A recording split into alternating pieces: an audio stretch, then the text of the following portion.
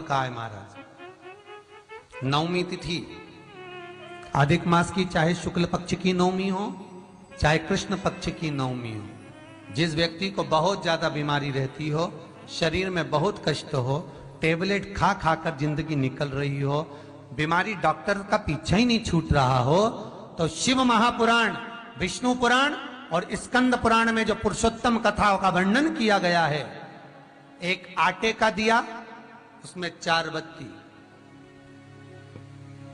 आटे के दिए में 4 बत्ती रखें, तिल्ली का तेल डाल लें, थोड़ा सा उसमें सरसों का तेल डाल लें।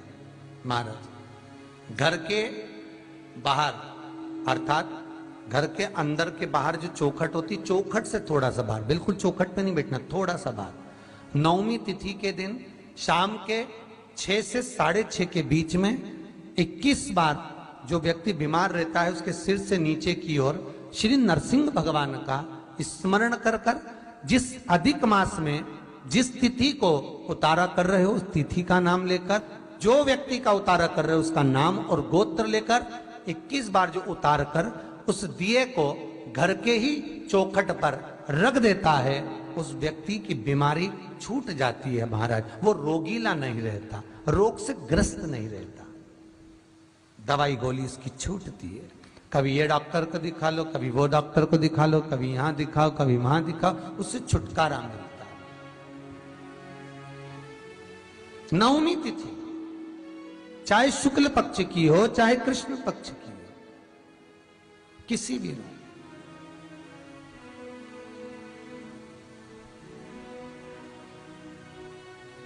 किसी भी नवमी को आप उतारा कर सकते। भगवान नरसिंह का स्मरण करना, नाम लेकर आप कर सकते हो। महाराज, नेत्र ज्योति के लिए भी किया जाता है, वो केवल अधिक मास में ही किया जाता है। नेत्र ज्योति के लिए जिनके बच्चों की आंखों की ज्योति कमजोर हो गई हो, या आपके नेत्र की ज्योति चली जा रही हो, समाप्त होती चली जा रही हो, तो नेत्र ज्योति के लिए भी किया जाता है महाराज। परंतु वो अधिक मास के महीने में नौवीं और 10वीं अर्थात नौवीं की रात्रि के 12 बजे या 10वीं की रात्रि के 12 बजे घी का दिया हथेली में रखकर, दरवाजे के बाहर उस दिए को हथेली में रखकर चंद्र का दर्शन रात्रि के 12 बजे दिए की लो में चंद्र का दर्शन करते हैं, उससे ज्योत प्रबल होती है हमारा। या तो होगा वो नौवीं की रात्रि 12 बजे या 10वीं की रात्रि की 12 बजे चंद्र का दर्शन, दीप घी का हाथ में जलाकर, नाम गोत्र अपना बोलकर, नरसिंह भगवान का स्मरण कर कर, अधिक मास का स्मरण कर कर, ज्योति में चंद्र का स्मरण कर कर दर्शन किया जाता है। नेत्र कमजोर हो तो उसके 3 या 4 दिन में ज्योतियों का क्रम बढ़ना प्रारंभ होता है। वैसे तो 15 दिन का लिखा है, पर शिव महापुराण कहती है 3-4 दिन का क्रम बहुत होता है, बढ़ता जाता है प्रबलता की ओर। महाराज,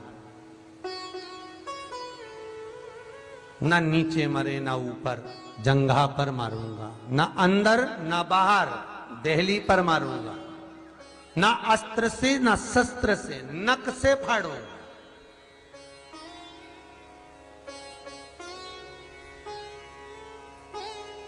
अभी अभी अधिक मास चल रहा है, अधिक मास के महीने में चौखट पर कभी नहीं बैठना, पूर्ण अधिक मास।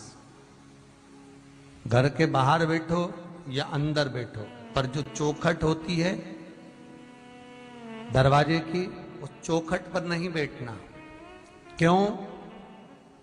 शिव महापुराण की कथा कहती है जो अधिक मास के महीने में चौखट पर भूल कर भी बैठ जाते हैं, उनके शरीर में बीमारी बनी रहती है। चाहे वो 50 डॉक्टर बदल लें, चाहे वो 50 जगह पर जाकर दिखा लें, चाहे कितनी भी आभूषण मोती रतन माणिक बदल बदल कर पहन ले, तो भी उसके शरीर में कष्ट रहेगा ही। अगर अधिक मास के महीने में, अधिक मास में अगर कोई देहली पर बैठता है तो उसके जीवन में कष्ट रहेगा ही ना। नक से हिंदू धर्म में शास्त्र प्रमाणित कहता है महाराज, तुलसी का दल, बेलपत्र, दुर्वा, शमी का पत्र अगर नख से तोड़ दिया जाए तो भगवान को समर्पित नहीं होता। बहुत ध्यान देना, पुरुषोत्तम मास की कथा सुन रहे हो आप, अधिक मास की कथा। भगवान नरसिंह ने हिरण्यकशिपु को नख से फाड़ा था, नख से। वैसे तो शास्त्र प्रमाण कहता है, विष्णु पुराण में तो ये लिखा हुआ है कि अधिक मास के महीने में नख से काटी हुई कोई अगर फूल की पत्ती भी है और उसको नख से काट दिया गया है तो वो समर्पित नहीं होगी। तुलसी का दल नख से काट दिया गया है, वो समर्पित नहीं होगा। दुर्वा नख से तोड़ दी गई है, समर्पित नहीं होगी। शमी पत्र नख से तोड़ दिया है, समर्पित नहीं होगा। पुष्प नख से तोड़ दिया है, समर्पित नहीं होगा। भगवान को समर्पित नहीं हो सकता। अश्विन अधिक मास हो चाहे कोई सा भी अधिक मास, विष्णु पुराण कहती है। पर शिव महापुराण तो यहां तक कहती है कि कोई से भी महीने में, कोई सी भी घड़ी में, कोई से भी पल में अगर आपने नख से कोई सामग्री तोड़कर भगवान को समर्पित करी है, भगवान उसको स्वीकार नहीं करता, स्वीकार नहीं करेगा।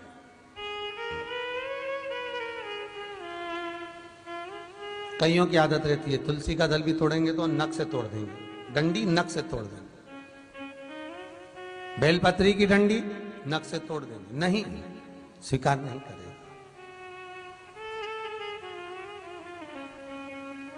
ना नीचे मरे ना ऊपर, ना अंदर मरे ना बाहर, ना अस्त्र से ना शस्त्र से, नख से फाड़ा। ना दिन में ना रात में, शाम का समय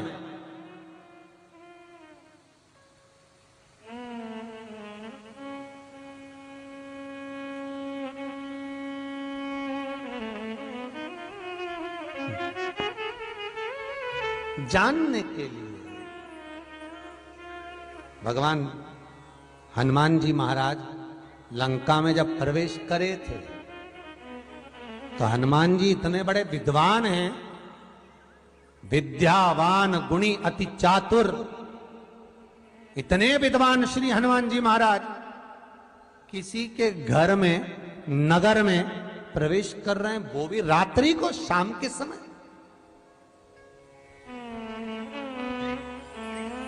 रात्रि को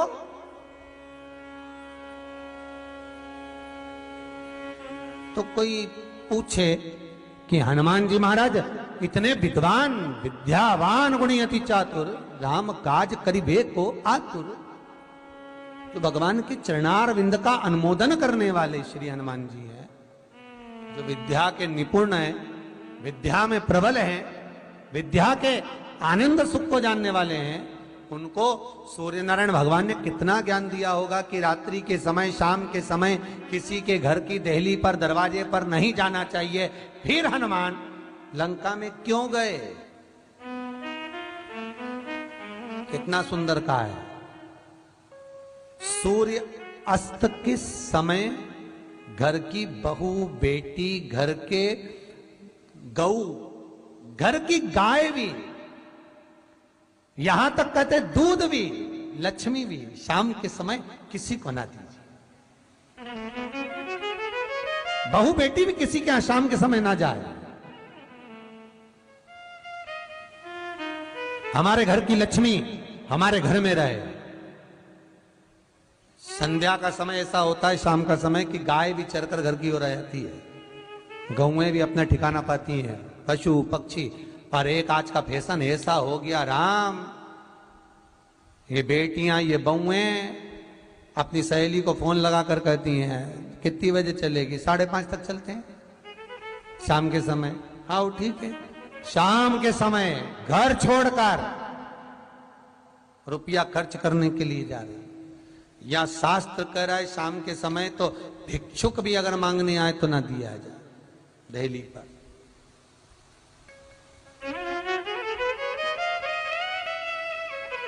घर की लक्ष्मी, घर की बेटियां, घर की बहुएं घर में स्थिर हो, घर में स्थिर। दो जो पत्तियां हैं, इन पत्तियों के ऊपर एक एक शमी पत्र,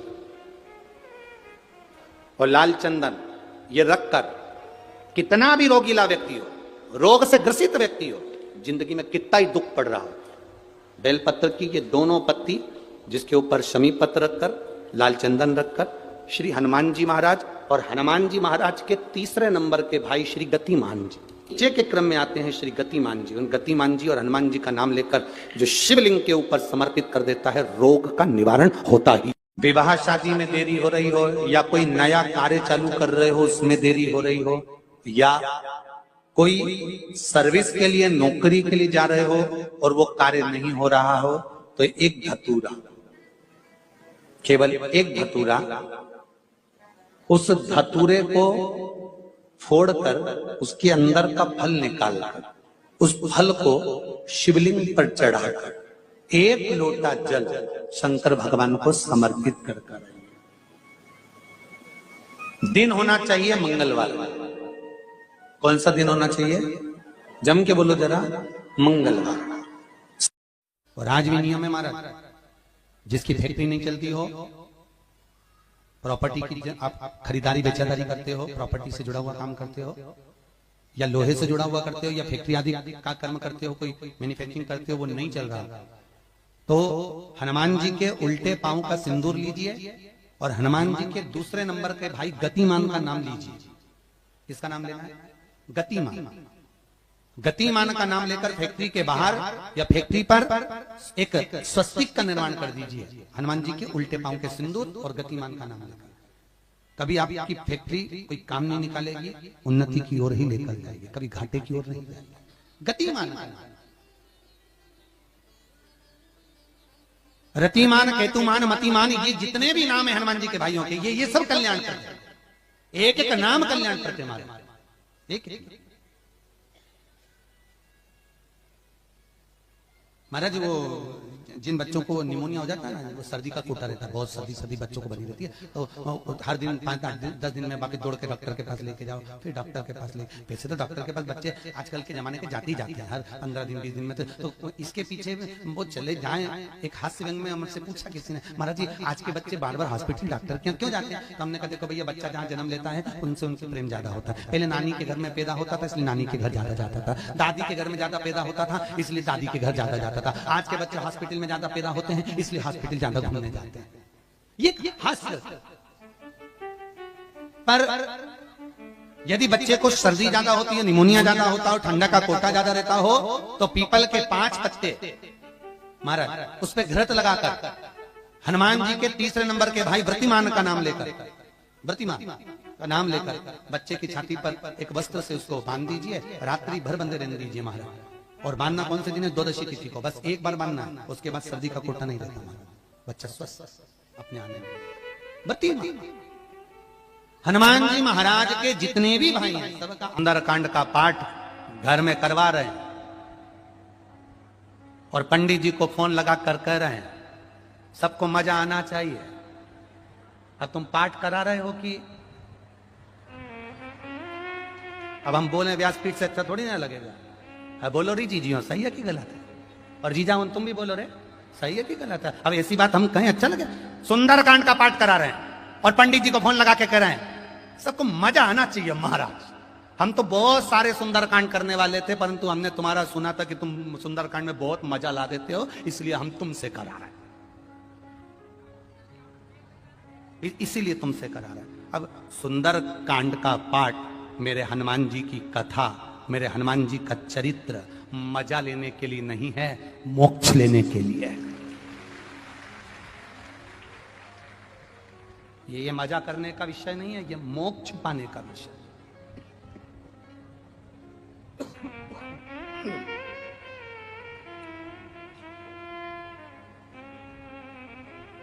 जितने लोग सुंदरकांड में आकर बैठते हैं उन्हें चौपाई से कोई मतलब नहीं होता, उन्हें तो बस महाराज ने भजन गाया और इन्होंने नाचना प्रारंभ करा। जिस सुंदरकांड में लोग ज्यादा नाच लें समझ लो वो सुंदरकांड सफल हो गया।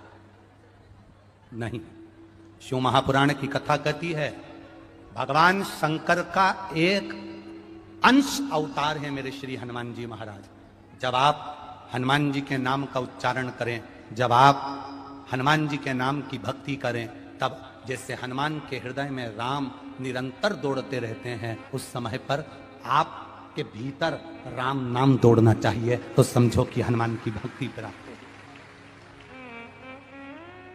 तो समझो कि हनुमान जी की भक्ति प्राप्त हो। एंजॉय के लिए नहीं, मजे के लिए नहीं, भक्ति के लिए। कल आपको कथा में कहा था, भीड़ बढ़ाने के लिए शिव पुराण में मत आना, कल भी कथा में कहा था और आज भी कराएं। भीड़ बढ़ाने के लिए शिव महापुराण में आने की जरूरत नहीं है। जिसको भीड़ बढ़ाने का शौक हो वहां चले जाओ। भीड़ बढ़ाने के लिए कभी शिव पुराण में मत आना, शिव पुराण में आओ तो भक्ति बढ़ाने के लिए आना कि मुझे शंकर का गुणगान करना है, मुझे भजन करना है, मुझे एक लोटा जल देवादिदेव महादेव को चढ़ाना है, मुझे शिव तत्व को प्राप्त करना है, मुझे शंकर का गुणगान करना है। मैं शिव पुराण से सीख कर जाऊंगी तो एकांतेश्वर महादेव को अगर कुछ नहीं चढ़ाऊंगी, 5 पेड़ की पत्ती तोड़कर चढ़ा दूंगी तो मेरा एकांतेश्वर राजी हो जाएगा। यह सीखना है हम। और मेरा विश्वास कहता है, जितने लोग आस्था चैनल पर कथा सुन रहे हैं, जितने फेसबुक पर कथा सुन रहे हैं, और जितने छत्तीसगढ़ की इस भिलाई की, इस पाटनगर की पावन भूमि पर कथा सुन रहे हैं, ये मेरा विश्वास कहता है, जिन्होंने एकांतेश्वर महादेव की कथा को सुना है, कभी एकांत में शिवलिंग मिल गया ना, तो ये मेरा विश्वास कहता है कि वो पेड़ की पत्ती तोड़कर जरूर चढ़ा कर आएगा, क्योंकि एकांतेश्वर से मुलाकात है। कथा में जाओ तो कुछ सीख कर जाओ, कुछ प्राप्त कर कर जाओ। तो मालूम पड़ा कथा में से गए और जैसे कि जैसे ही पहुंच गए लंका में गए, चारों तरफ उन्होंने लंका में देखा, जहां देखो वहां असुर नजर आ रहे थे, जहां देखो वहां राक्षस नजर आ रहे थे, जहां देखो वहां केवल योद्धा नजर आ रहे थे, जहां देखो वहां पर सब असुर ही असुर दिख रहे थे। पर हनुमान जी की दृष्टि अच्छी थी। उन्होंने कहा, हलवाई ने पूरा पर्चा लिखा है पर तुलसी का दल नहीं लिखा, तुलसी का दल मुझे ले जाना पड़ेगा। तो हनुमान जी ने पूरी लंका में सबसे पहले तुलसी का दल ही ढूंढा, विभीषण का घर ढूंढा, विभीषण का घर ढूंढा उन्होंने सबसे पहले, तुलसी का दल ढूंढा उन्होंने सबसे पहले। और वो तुलसी के दल को उन्होंने जब देखा तो वो तुलसी के दल को देखकर समझ गए कि इस पूरे लंका में कोई एक है जो भगवत भजन करने वाला है। फिर क्या देखा हनुमान जी ने कि विभीषण की धर्म पत्नी शर्मा दिया लेकर आई है और तुलसी के क्यारे में लगा रही है।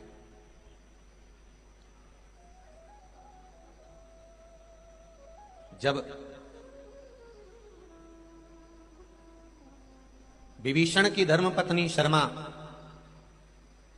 तुलसी के क्यारे में दिया लगा रही है तो हनुमान जी क्या देखते हैं कि उस समय पर कुंभकर्ण की धर्मपत्नी वहां पर ब्रज ज्वाला आकर खड़ी हो गई और उसने दिया उठाकर नीचे रख दिया। कुंभकर्ण की 3 धर्मपत्नियां थी, उसमें ब्रज ज्वाला सबसे बड़ी थी, फिर तड़ियात्मा, फिर तीसरे नंबर पर है करकटी। इस कुंभकर्ण की धर्मपत्नी ब्रजज्वाला ने उस दिए को उठाकर नीचे रखा। अब कितनी बड़ी बात है, जरा ध्यान दीजिएगा कि वो राक्षस की पत्नी है, कुंभकर्ण की पत्नी, और ब्रजज्वाला राजा बलि की लड़की भी है, एक रत्ना और एक ब्रजज्वाला। रत्ना बाद में पूतना बनी थी, रत्नमाला, और ब्रजज्वाला कुंभकर्ण की धर्मपत्नी बनी।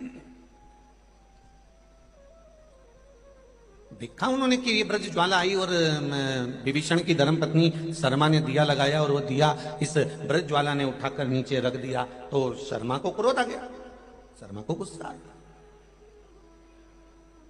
कि मैंने तुलसी जी में क्या रखा और इसने उठाकर नीचे रख दिया। थोड़ा सा क्रोध आएगा जब आप गलत कर रहे हो और गलत करने वाले व्यक्ति को अगर थोड़ा सा सुधारा जाएगा, गलत करने वाले को थोड़ा सा संवारा जाएगा, गलत जगह से अच्छी जगह पर लाया जाएगा, तो थोड़ा ना थोड़ा क्रोध तो आएगा, उसको कोई नकारा नहीं जा सकता।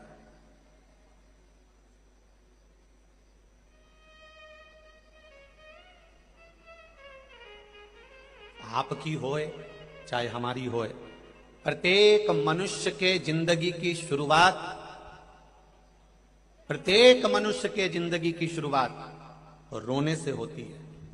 कैसे होती है? बोलो बोलो, जम के बोलो जरा। रोने से। माता के गर्भ से बाहर निकले और रोना चालू कर दिया। प्रत्येक मनुष्य के जिंदगी की शुरुआत, चाहे साधु, सन्यासी, तपस्वी, साधक, उपासक, महात्मा, ब्राह्मण, क्षत्रिय, वैश्य, शूद्र, संसार का जो मानव है, जो संपूर्ण मानव जगत है, इस मनुष्य की शुरुआत रोने से होती है। जब माता के गर्भ से पैदा होता है तो सबसे पहले रोता है। अगर नहीं रोएगा तो डॉक्टर सिस्टर उसको धप मार के चिमटा खोड़ के रुलाएंगे, क्योंकि रोएगा तो स्वस्थ रहेगा, तो उसको रुलाया जाता है। प्रत्येक मनुष्य की जिंदगी की शुरुआत रोने से होती है। प्रत्येक मनुष्य का जीवन रोने से चालू होता है। जब परमात्मा ने ये लिख कर भेजा है कि तेरे जन्म पर तू रोएगा, तो फिर दुख आए तो टेंशन क्या लेना कि जरा जरा सी बात में रोना, क्योंकि हम ये जान जाएं कि जिंदगी की शुरुआत रोने से हुई है, तो थोड़े बहुत दुख से हमें रोना नहीं आना चाहिए, क्योंकि हमारी शुरुआत ही दुख से और रोने से प्रारंभ हुई है। तो क्या टेंशन, क्या दिन। और बहुत ज्यादा संकट है, बहुत ज्यादा परेशानी है, तो हनुमान चालीसा का पाठ करो तो तिल्ली के तेल का दिया लगाओ, काली तिल के तेल का दिया, तिल का तेल का दिया हनुमान जी के सामने आसन बिछाकर। बहुत तकलीफ है तो 3 पाठ प्रतिदिन करो, और एक आसन से जितने समय 9 बजे अगर आप बैठते हो पाठ करने तो 9 बजे ही बैठना है। 11 दिन तक प्रतिदिन 3 पाठ रोज करो। एक पानी का लोटा, कलश, तांबे का जल, अर्थात तांबे का लोटा हो, स्टील का लोटा हो, तुम्हारे पास जो कलश हो, उसमें जल भरकर एक सिक्का उसमें पटक कर, एक लौंग पटक कर प्लेट से ढक कर रख दो, और प्रतिदिन बस टाइम पर बैठकर पाठ करो। 11 दिन पूर्ण होंगे, जिस कामना से आपने पाठ करा है, बस वो सिक्का, वो लौंग कलश में से निकाल लो, जल का आचमन करो, और जिस काम के लिए करा है वो जल उस प्रयोग में ले लो। उस प्रयोग, किसी से बात करने जाना है तो वो जल पी कर जाइए, कोई से हाथ मिलाना है तो वो सिक्का, वो लौंग अपने हाथ में रखिए, अपने साथ रखिए। कई लोग कहते हैं हम तो बहुत दिनों से हनुमान चालीसा पढ़ रहे हैं, हम बहुत समय से राम रक्षा स्तोत्र का पाठ कर रहे हैं, हम बहुत समय से ये कर। अरे तो उसको नियम से तो करो। हनुमान चालीसा का प्रागट्य केवल एक दिल से की गई स्तुति। हनुमान जी महाराज की स्तुति, राम जी महाराज की स्तुति तुलसीदास जी ने केवल दिल से करी थी, केवल मन से। और ये नहीं कहते कि हनुमान चालीसा पढ़ोगे तभी भगवान, नहीं, आप दिल से अगर भगवान को पुकार लीजिए, आप दिल से पुकारो उसको, वो आएगा। और आपका कोई काम उलझ रहा है, आपका कोई काम ऐसा है जो बहुत दिन से उलझा हुआ है, चाहे वो कोर्ट कचहरी का हो, चाहे वो किसी से जुड़ा हुआ हो, और वो नहीं हो रहा, तो स्कंद पुराण कहती है, हमारे खंड में भी वर्णन है शिव महापुराण, कि किसी भी नवमी को आप आंवले के पेड़ के नीचे घी का दिया लगाकर, मौली मतलब हाथ में जो नाड़ा बांधते हैं, लच्छा, मौली, लच्छा, नाड़ा, हाथ में बांधने वाला पूजन वाला धागा लाल, घी का दिया लगाकर 5 परिक्रमा आंवले के वृक्ष की कर लीजिए, और परिक्रमा कर कर धागे को वहीं पर छोड़कर थोड़ा सा धागा और अलग से लेकर किसी टहनी पर उसको कामना कर कर बांध दीजिए। महाराज 10वीं तिथि को, 9वीं को तो ये करोगे, 10वीं को वापिस जाकर आंवले के पेड़ के नीचे घी का दिया लगाइए, और जो धागे की आपने टहनी पर जो धागा बांधा है उसको खोल कर लिए, अपने हाथ पर बांधकर उसी धागे को पहनकर अपने काम के लिए निकल जाइए, आपको सफलता प्राप्त हो जाएगी। स्कंद पुराण में आंवले के वृक्ष का बड़ा महत्व है। वृक्ष में जो गोंद लगती है वो ब्राह्मण हत्या का निश्चय है। पृथ्वी पर जो वृक्ष लगते हैं और वृक्ष में जो गोंद लगती है वो ब्राह्मण हत्या का निश्चय है। बंजर भूमि ब्राह्मण हत्या का निश्चय है।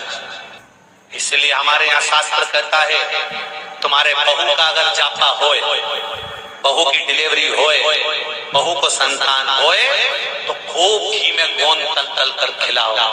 पर जन्माष्टमी, रामनवमी पर भगवान का प्रसाद तैयार करो तो उसमें गोंद मत डालना, क्योंकि उसमें ब्राह्मण हत्या का अंश रहता है। भगवान के प्रसाद में गोंद नहीं आना चाहिए।